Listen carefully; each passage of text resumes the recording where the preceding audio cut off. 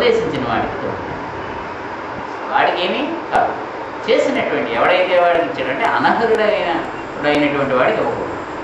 అందుకని చాలా ఇచ్చేస్తాడు. ఇప్పుడు అర్జునుడు ఏం చెప్తున్నాడు? అందుకని నేను నీకు శిష్యుడను, శిష్యత్వాన్ని పొందుతున్నాను. ఇన్నాడు నేను నీకు బావమర్దిని, ఏదో బావ, నీ స్నేహితుడిని, ఇవన్నీ అయి ఉండదు.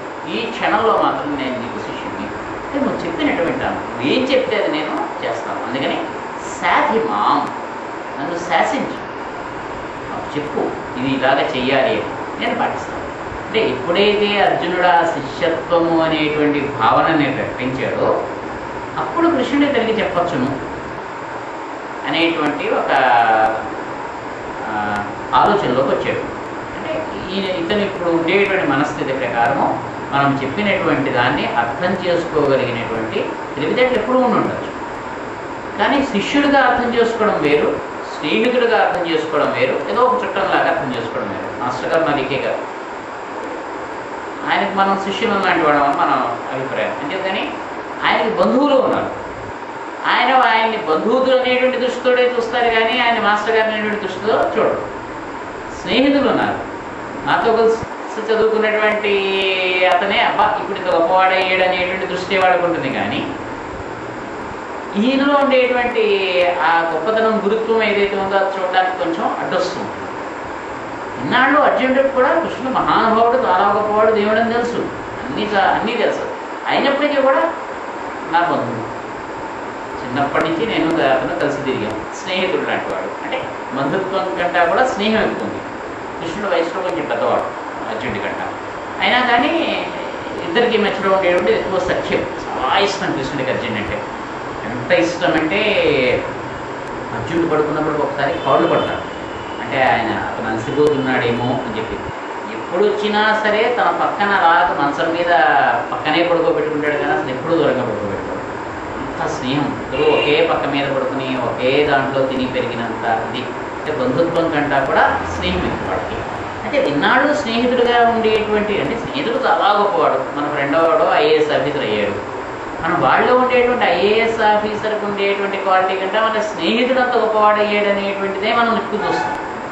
వాడు అంత స్థాయికి వెళ్ళాడు అనేటువంటిదే. వాడికి ఉండేటువంటి కెపాసిటీ ఏమిటి, వాడికి ఇంత ఇదేటువంటి నైపుణ్యం ఉందా, ఇంత సామర్థ్యం ఉందా అనేటువంటిది ఒక్కోసారి మిస్ అయిపోతుంటాం. ఒక చిన్న ఇది ఉంటుంది మనకి, వాళ్ళ పట్ల ఒక చిన్న మన అనేటువంటి ఒక చిన్న అలసత్వం, ఒక చిన్న ఇది అనమాట మన వాడే.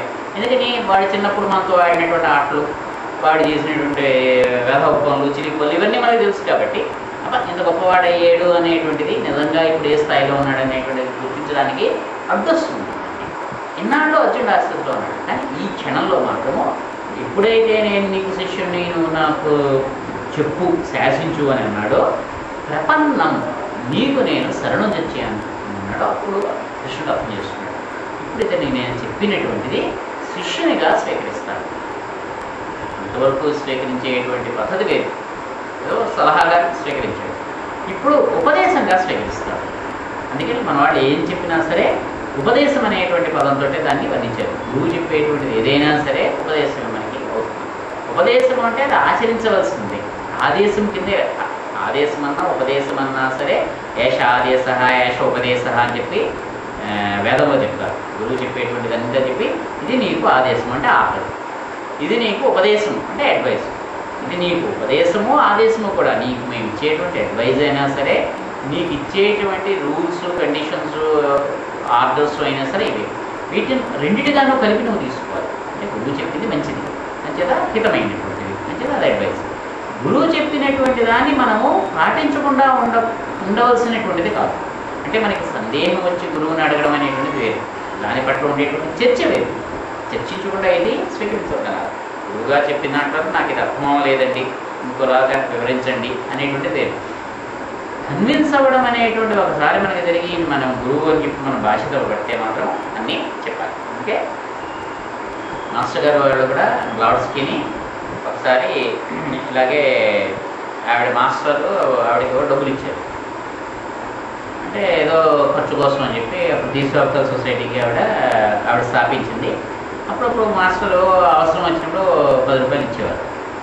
ఇచ్చారు, ఖర్చు అయిపోయింది, ఏదో దానికి ఖర్చు పెట్టింది. ఏదో రేపొద్దున ఏదో ఆగస్టు 15 ఫంక్షన్ అంటే డబ్బులు ఏమైనా లేవంటే 100 రూపాయలు ఇచ్చి ఏదో డెకరేషన్కి దానికి అన్నిటికీ ఖర్చు పెట్టి జెండా ఎగరేయిందని అని చెప్పారు.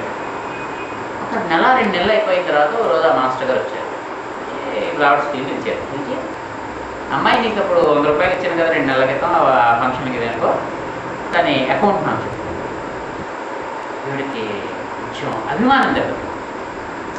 అందుకే మనమైనా దానికోసం ఇచ్చిన దానికే ఖర్చు పెడతాం, ఏదైనా మిగిలితే పక్కన పడేసే ఉంచుతాం దానికి. ఎందుకంటే వాళ్ళు ఇచ్చినటువంటిది మనం ఆ మాత్రం మనకి తెలుసు ఆ మాత్రం అనే విషయం ఆయనకి తెలుసు, పెద్దవాళ్ళకి తెలుసు. ఇప్పుడు అకౌంట్ అడగడం ఏంటి, అకౌంట్ ఇవ్వండి సాయంత్రం కదా నాకు అకౌంట్ అప్పుడు చెప్పంటే ఇవి కూర్చుని గలా చేసేటప్పటికి పాపం ఒక అణావో అప్పుడు 2 అణాలో కొంచెం తేడా వచ్చింది అప్పుడు. అంటే అది ఏమైందో వీడు చెప్పలేకపోయేటప్పటికి కొంచెం ఆయన చూశాడు, అణావో 2 అణాలో తేడా వస్తున్నట్టుంది కదా. అవును నేను గుర్తు చేసుకుని చెప్తాను, నాకు ఒక 2-3 రోజులు గడువు ఇవ్వండి. ఈ 2-3 రోజులు పడి ఇలా మొత్తం అంతా గుర్తు చేసుకుని ఏం ఖర్చు పెట్టాను ఒకసారి చేసుకుని మొత్తానికి ఆ వయసులతో లెక్క తెలియజేసింది. వాడు ఇచ్చినటువంటి డబ్బు ఎలాగెలా ఖర్చు అయింది, దేనికి ఖర్చు అయిపోయింది మొత్తం అంతా కూడా ఖర్చు అయిపోయిన తర్వాత మళ్ళీ ఆయన ఎప్పుడో ఆయనకి వచ్చినప్పుడు రావడం తప్పిస్తే ఈవిడికి రావడం అనేది లేదు. ఎప్పుడో మళ్ళీ వచ్చాడు నెలలాడిపోయాక ఎప్పుడు ఆయన కనిపిస్తే ముందు ఆయన కనిపించడానికి ఆవిడ జేబులో ఎప్పుడు తిరుగుతుంది అనమాట. ఎప్పుడు ఆయన దొరుకుతాడా, సరే చూసుకోండి మీరు నన్ను ఇది చేస్తారా, ఆ మాత్రం నమ్మకం లేదా అని చెప్పి రెడీగా పెట్టుంటుంది. ఇలా ఏమిటన్నా మీరు అడిగారు కదా అప్పుడు అకౌంట్, ఇప్పుడు ఖచ్చితంగా నా పైసలతో లెక్క తేలింది చూసుకోండి, ఆ చూస్తాను తర్వాత నీ దగ్గరే ఉంచుకోండి. ఆయన ఎప్పుడు మళ్ళీ అడగలేదు దాన్ని, అసలు ఇప్పి కూడా చూడలేదు. అంటే పెట్టిన ప్రతి పైసా ఖర్చు తేలిందా లేదా చూసుకోవాల్సినటువంటి బాధ్యత. నువ్వు చూసుకుంటున్నావు అంటే ఇంకా వాళ్ళు ఆలోచించారు. మనం ఎలా ఖర్చు పెట్టామనేది కాదు, ఖర్చు పెట్టినటువంటి దాని యొక్క లెక్క మన దగ్గర ఉందా లేదా. అందుకే ఎప్పుడు కూడా ఈసీ గారు చాలా ఆయన ఆధ్యాత్మికమైనటువంటి విషయాలు ఎన్ని చెప్పారు అనేది పక్కన పెట్టేస్తే నేర్చుకోవాల్సిన విషయాలు నిత్య జీవితంలో మనం ఆచరించవలసినవి చాలా చెప్పారు. జేబులో పర్సు ఉంటే పర్సులో ఎన్ని రూపాయలు ఉన్నాయో మనకు ఖచ్చితంగా తెలిసి ఉండాలి. ఆయన చెప్పిన ఒకసారి చెప్పింది ఊరు తెలిసి ఉండాలి. అంతే, తెలియకపోతే నువ్వు ఆధ్యాత్మిక జీవితానికి వేస్ట్. మీలాంటి వాడికి స్పిరిచువలిజం పనికిరాదు. అద్భుతంగా తిడతారు అన్నమాట. ఇంకా తిట్టడంలో నీ జేబులో పర్సులో ఎన్ని డబ్బులు ఉన్నాయో తెలుసుకోవాలని వెధవి నీకు స్పిరిచువలిజం ఎందుకు? కానీ 100 కింద కాదు, నీకు 100 రూపాయలు 101 రూపాయలు 20 పైసలు ఉంటే 101 రూపాయలు 20 పైసలు ఉన్నాయటువంటిది ఇది నీకు తెలియాలి. తెలియకపోతే నువ్వు పనికిరాదు. అంత ఎలర్ట్గా మనం ఉండాలి. బాహ్యమైనటువంటి విషయాల పట్ల అయినా సరే 10 రూపాయలు జేబులో వేసుకెళ్తే ఇంటికి వచ్చిన తర్వాత ఆ 10 రూపాయలు ఖర్చు అయితే దేనికి ఎంతంత ఖర్చు అయింది బుర్రలో మనకి అకౌంట్ ఉండాలి, రాసి కూడా ఉండాలి. చాలాసార్లు ఆయన అలాగే అడిగారు. ఆయన దగ్గర ఉండేటువంటి వాడిని అమ్మాళ్ళ గారు వాళ్ళు చాలాసార్లు చెప్తారు, ఒకసారి వచ్చి కూర్చొని అకౌంట్ చూపించమంటారు. అంతే. ఏమైపోయింది అంటే మనం చాలాసార్లు చిన్న విషయాల్లో ఒక్కోసారి మిస్ అయిపోతుంది. 100 రూపాయలు అటు ఇటు అయిపోతూ ఉంటుంది. మనకి పెద్ద అమౌంట్లు అయితే గుర్తుంటాయి కానీ చిన్న గుర్తు కసి కొద్దీ వీళ్ళు వేసిన తర్వాత వేసేదో లేదో మీకు తెలియడం కోసమే నాకెందుకు అకౌంట్ అని చెప్పి అంటే అలాగ నేర్పినవి కూడా ఉన్నాయి.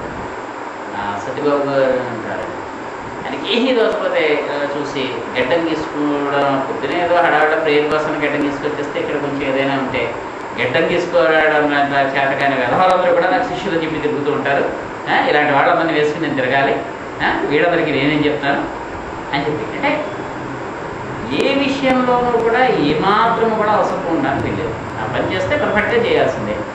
ఈ పనే నువ్వు పర్ఫెక్ట్గా చేయలేనటువంటి వాడు స్పిరిచువలిజంలో నువ్వు ఏ విషయంలో పర్ఫెక్ట్గా ఉండవు.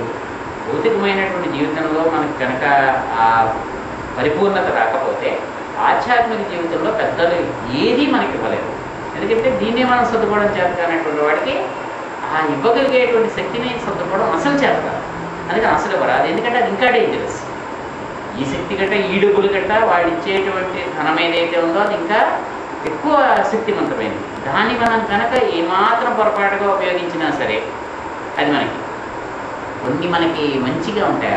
రజనీకాంత్ బాబా సినిమాలో చాలా చక్కగా ఇస్తాడు. 10 వరాలు ఎన్నో ఇస్తే అతను 8 ఎన్నో వేస్ట్ చేసేసుకుంటాడు, 9. మనకైనా అంతే, మనం ఆ స్థితిలోనే ఉంటాం. వాళ్ళు నిజంగా వచ్చి మనకు 4-5 వరాలు ఇస్తే ఇది పనిచేస్తుందో లేదో టెస్ట్ చేయడానికి 4 వాడేసుకుంటాం. చివరికి మనకి నిజంగా అవసరం వచ్చి మనం ఉపయోగం అంటే ఒకటే మిగులుతుంది. అది అసలు మనం ఉపయోగించుకోవాల్సిన అవసరం ఉంది. అర్జునుడు ఇంత కష్టపడి పాశుపతాస్త్రం తీసుకొచ్చి తెచ్చుకున్నా సరే ఆయన ఇప్పుడు ఉపయోగించాల్సిన అవసరం రాకుండానే భారత యుద్ధం పుట్టేపోయింది. కానీ అస్త్రం మన దగ్గర ఉండాలి, ఉపయోగిస్తామా లేదా అనేటువంటిది వేరే విషయం. అంతేదా ఇది మనకు ఉండాలి. అందుకని ఎప్పుడైతే అర్జునుడు ఆ స్థితికి వచ్చాడో అప్పుడు నీకు నేను చెప్తాను. ఇప్పుడు ఆయన స్వస్తి ప్రజాభ్య పరిపాలయంతాం న్యాయేణ మార్గేణ మహీం మహీషాః గోబ్రాహ్మణేభ్యః శుభమస్తు నిత్యం లోకాః సమస్తాః సుఖినో